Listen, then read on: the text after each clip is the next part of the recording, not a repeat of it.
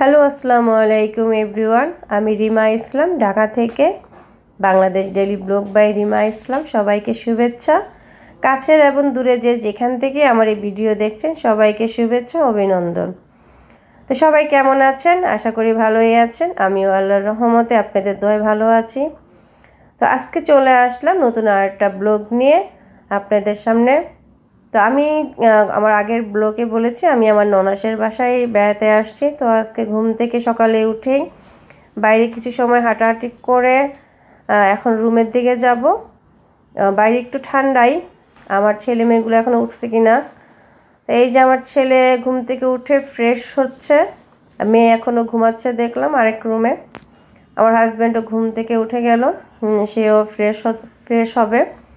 তারপরে দেখলাম আমার যে ননাস আপা আর ছেলের বউ আমাদের জন্য সকালবেলার নাস্তা তৈরি করতেছে। হালকা নাস্তা বা হালকা কম রান্না থাকলে তারা সিলিন্ডারের রুমের ভিতরেই করে, আর যদি মানুষ বেশি আয়োজন থাকে তখন বাহিরেও দুইটা রান্না করে ওনাদের।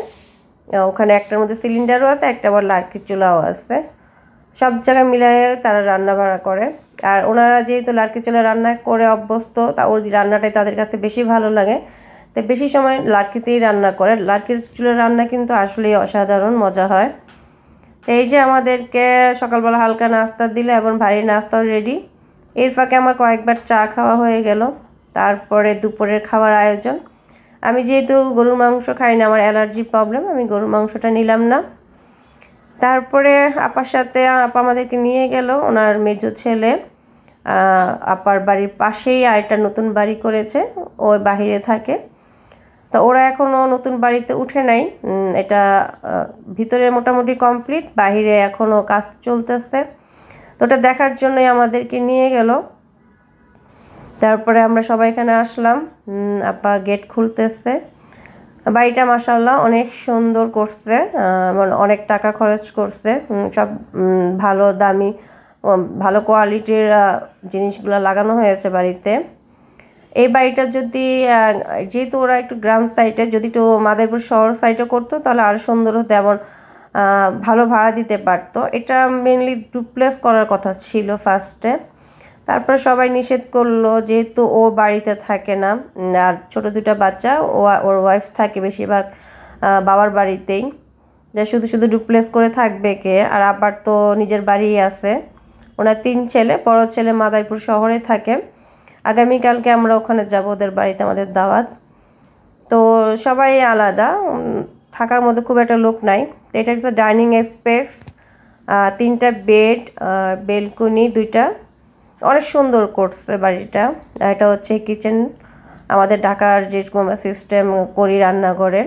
ওর টাইলসগুলো অনেক সুন্দর, কারেন্টের সুইচ বোর্ডগুলো খুব দামি।